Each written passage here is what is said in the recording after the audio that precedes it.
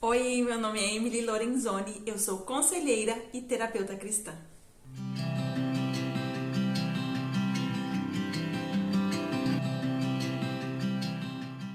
Sem mais delongas, no vídeo de hoje eu quero compartilhar com vocês alguns conhecimentos sobre padrões de comportamento. Quero dizer também que o conteúdo que será postado aqui tem base nos estudos do livro do Dr. Bruce Thompson. Padrões de comportamento são atitudes e escolhas que a nossa mente e o nosso cérebro escolhem de forma inconsciente a seguir para o resto da vida. São atitudes que nós escolhemos ter para nos proteger das emoções dolorosas e das circunstâncias que às vezes a gente passa na nossa vida. São chamadas as tempestades, sabe? Imagina uma coisa difícil que você viveu, que seja difícil emocionalmente de lidar.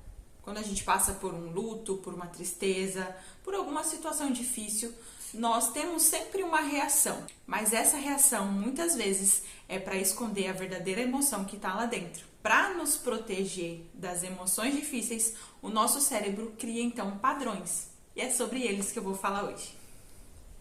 E é claro que existem vários tipos de padrões de comportamento. Mas os que eu vou citar hoje têm base naquele livro que eu te falei, dos estudos do Dr. Bruce Thompson. E nesses estudos, o Dr. Thompson nos explica que os sentimentos de rejeição e abandono geralmente estão por trás desses padrões de comportamento. Então, quando nós passamos por circunstâncias que fazem com que nós duvidamos do nosso senso de pertencimento ao local onde nós fomos inseridos, nós desenvolvemos esses tipos de padrões de comportamento. Então, se você se sentiu rejeitado ou abandonado alguma vez na sua vida, fica nesse vídeo até o final, porque você tem muita coisa para aprender aqui. O primeiro padrão de comportamento identificado através do sentimento de abandono e revolta é a hostilidade. É claro que a raiva, ela é uma emoção natural de todo ser humano e ela pode sim ser exteriorizada de forma positiva e madura. Mas isso só acontece, claro, quando nós estamos bem resolvidos dentro de nós. Enquanto nós não tratamos os nossos traumas, nós teremos dificuldades em expressar a nossa raiva. E muitas vezes ela pode ser expressa através da hostilidade. Então, muitas vezes você pode ver uma pessoa hostil por aí, mas que no fundo ela está apenas escondendo as verdadeiras emoções. Ela pode estar com medo, assustada, com muita tristeza, um sofrimento terrível por trás, mas ela vai estar disfarçando tudo isso com a raiva, o estresse, a grosseria, seja tudo que for derivado da palavra hostilidade. Presunção é também um tipo de comportamento utilizado através dos sentimentos de abandono e revolta. A presunção é a qualidade de uma pessoa desdenhosa e que revela um certo grau de vaidade. Essa pessoa se torna indiferente às outras e o egocentrismo é uma marca registrada. É um comportamento acompanhado de falas depreciativas em relação ao outro. É aquele tipo de pessoa que busca geralmente diminuir o outro e os seus esforços. Mas no fundo, essa pessoa tem tanto medo de ser rejeitada e abandonada novamente que ela se comunica inconscientemente: você é inferior a mim. Por isso, se você me abandonar, eu vou saber lidar com isso. Sofisticação nada mais é do que o encontro entre o egocentrismo e a presunção. Mas veja bem, a sofisticação que nós estamos falando não tem nenhuma relação com aquele tipo de pessoa fina, elegante. Neste caso, estamos falando da sofisticação que tem como definição a fraude. Essa sofisticação se trata daqueles casos de quando uma pessoa cria um sofisma, ou seja, um argumento falso, com o objetivo de enganar outra pessoa. Por exemplo, imagina uma pessoa que demonstra extrema estabilidade emocional e até financeira. Ela parece até intocável, sem erros, tem uma vida totalmente equilibrada e no eixo. Mas no fim, quando você acompanha o dia a dia daquela pessoa, você vê que tudo aquilo era uma farsa e que na verdade ela é totalmente desequilibrada emocionalmente. E aquilo tudo era apenas uma vida artificial que ela criou. Mais um daqueles casos de eu criei a minha própria realidade e vivo num mundo de ilusões. Caso eu sofra novamente um abandono, eu vou saber lidar com isso, porque tá tudo aqui no equilíbrio. Euforia e depressão. Enquanto a euforia é um estado exagerado de alegria, a depressão é o estado agravado da tristeza. Em partes, a euforia pode ser vista de forma positiva, quando ela aparece de forma isolada, mas ela sempre deve ser supervisionada, porque ela pode estar envolta a uma discrepância. Em sua maior parte das vezes, ela está, na verdade, querendo esconder um certo tipo de desespero emocional. Talvez você já tenha percebido uma pessoa que ri extremamente de tudo. Gente, já diz aquela música, quem ri de tudo é desespero. E é até normal viver um certo tipo de oscilação de humor no dia a dia. Isso é normal. Quando eu falo sobre euforia e depressão, nós estamos falando de algo realmente sério. São crises de humor. Tá vendo como é sério cuidar da saúde emocional, criança? Vamos lá. Para vocês verem como que o sentimento de abandono pode ser tão grave para um ser humano. Se ele se sente abandonado e não pertencente à família ou ao ambiente onde ele cresceu ou foi inserido, isso não vai chegar a afetar apenas as emoções dessa pessoa, mas também o seu intelecto. Ou seja, vai afetar a forma como ela se sente, mas também como ela enxerga a vida. E assim, a forma como ela se relaciona com o próximo e com ela mesma. Portanto, um dos filtros que a pessoa começa a utilizar através do sentimento de abandono é o complexo de superioridade. E você pode notar que você ou alguém próximo tem esse comportamento que demonstra um certo tipo de superioridade. E essa é uma necessidade que a pessoa tem de se sentir elevado enquanto ela diminui o outro. Sim, eu sei que dá raiva quando você vê alguém agindo dessa forma. Se você parar para ver, você já agiu assim em algum momento da sua vida, que você não é um alecrim dourado. Mas, no final das contas, essa pessoa também está precisando de um abraço, assim como todas as outras que eu citei antes. Porque o complexo de inferioridade, ele anda de mãos dadas literalmente com o complexo de inferioridade. Então, a pessoa que age com superioridade em relação ao outro, na verdade, ela age dessa forma porque ela se sente inferior. Então, ela tá tentando provar para ela mesma e para o outro, inconscientemente, tá, gente? Isso tudo é inconsciente. Agora, se você tá tendo consciência e você não vai mudar, aí é contigo. Mas enquanto você tá na inconsciência, cara, tu tá fazendo isso sem querer. E, na verdade, esse é só mais um comportamento de alguém que tá querendo se proteger, passar novamente por um outro abandono. Então, ela se sente superior, ela tem esse ar, porque se ela passar novamente pelo abandono, isso tecnicamente não vai fazê-la sofrer. Competitividade. Eu não sou competitiva. Esse tipo de comportamento é muito comum no meio de famílias que demonstravam muita alegria e muito amor e recompensas extremas somente quando o filho alcançava algum objetivo. E realmente é nesses casos onde a criança ela é bem vista, ela é tão aclamada que ela se sente amada. Somente nesses momentos, todas as crianças, todo o cérebro infantil aprende através de associações. Então, se ela só é vista, notada e amada nesses momentos onde ela está alcançando algo, onde ela está vencendo algo, está fazendo algo corretamente, ela vai entender que ela só tem valor e só é amada quando ela vence. E esse tipo de acontecimento desenvolve uma crença que o amor precisa ser conquistado. Ninguém pode te amar de graça. Então ele compete com todo mundo e com ele mesmo para se sentir amado. E uma das partes mais tristes desse padrão de comportamento é que a pessoa que se move através da competitividade, ela geralmente acaba fazendo de tudo pelo outro. Então ela passa por cima dos próprios limites, das próprias crenças e dos próprios princípios para agradar o outro. Ela está sempre competindo e tentando conquistar incessantemente o amor de alguém. Dominador é o tipo de visão que a pessoa que se sente muito abandonada tem em relação ao outro. É o tipo de pensamento que o indivíduo tem quando ele entende que para não ser abandonado ele precisa dominar o outro.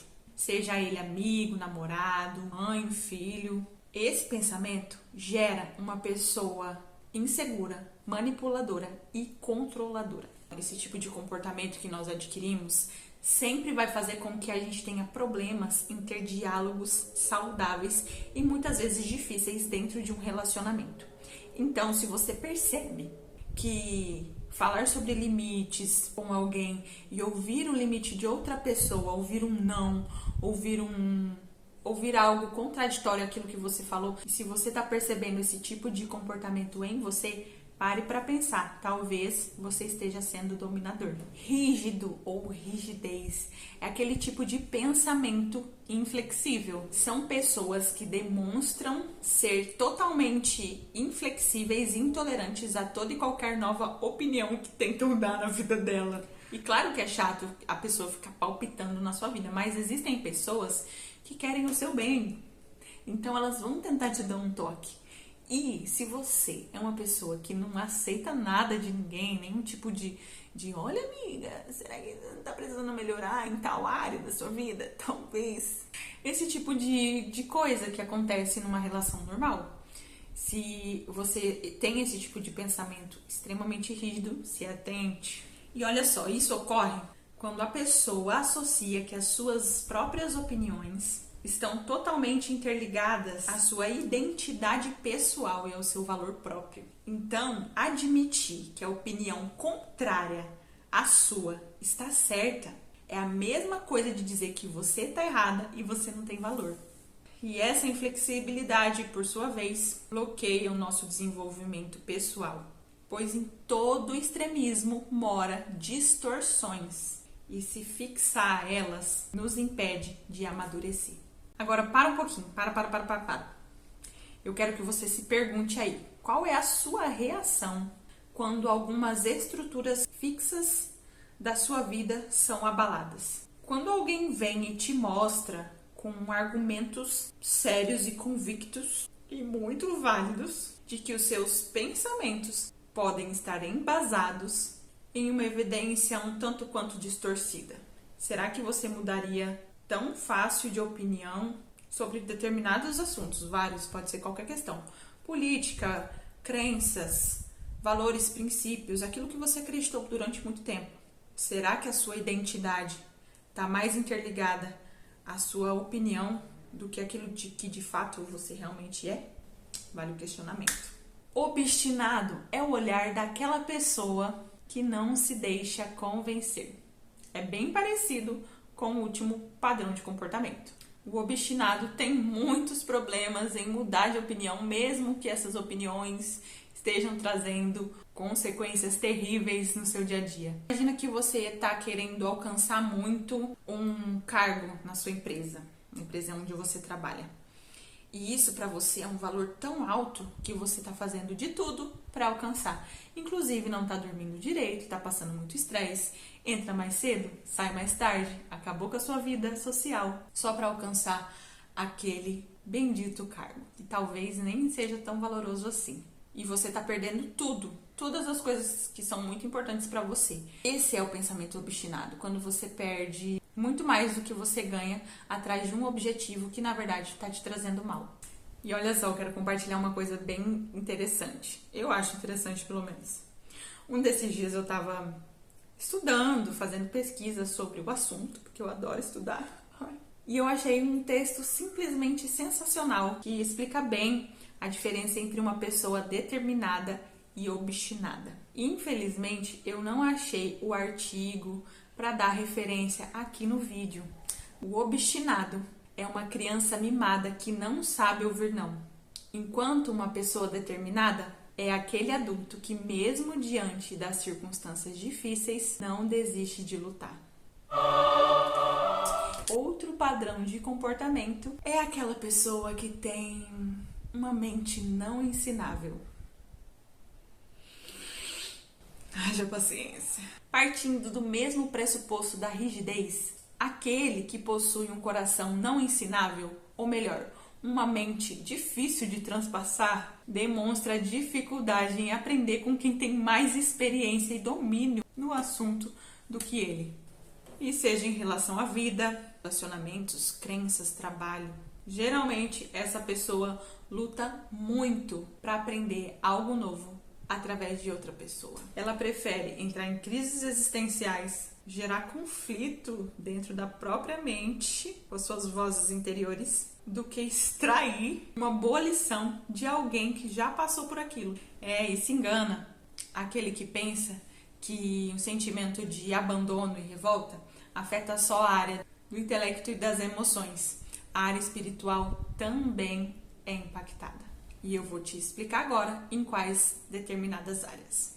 Concepções ilusórias. As concepções ilusórias são ideias erradas que são enraizadas em nossa mente e que podem vir a se tornar um falso conceito. Resumindo, esses tais conceitos podem se tornar as famosas paranoias, sendo extremamente necessário um acompanhamento terapêutico, porque esse indivíduo ele pode começar a distorcer de forma agressiva a realidade, como no caso de quem sofre com esquizofrenia. Ressentimento e amargura. Ressentimento é a mágoa que se guarda de algo ou alguém, e a amargura é o desgosto e a angústia gerada e armazenada por causa dessa mágoa. O ressentimento é a semente que você rega quando você decide não perdoar uma pessoa. Seja qual for a ocorrência, perdoar é algo que liberta a sua mente. E aqui nós estamos falando que é algo que afeta diretamente a sua saúde espiritual. Claro que isso também vai afetar emocionalmente, porque existe todo um peso, uma mágoa, um rancor ali. E essa amargura, por sua vez, contamina totalmente o nosso coração, como se fosse literalmente uma erva daninha. Então, por sua vez, ela vai contaminando nossas emoções, os nossos sentimentos, nosso espiritual e também o nosso corpo, causando até doenças psicossomáticas por causa de uma mágoa, por causa de uma amargura, de um ressentimento. Tá entendendo que isso é uma coisa séria? Às vezes a gente deixa de perdoar alguém porque quer punir a pessoa, mas aí no final das contas quem tá sendo condenado é você, porque quem tá sofrendo é você. A pessoa às vezes já até esqueceu que ela te fez mal, mas você não perdoa ela. Por quê? Porque você não esquece. Então, eu sei que não é fácil, mas é algo que vale a pena o esforço. E diante dessa amargura, nós criamos um espírito amargo. Parece redundante, mas é exatamente isso que acontece. Nós ficamos com o nosso ser endurecido diante dos prazeres da vida. Tudo isso porque não quer perdoar alguém. Tá vendo como fica bem mais claro agora? A importância de fazer isso.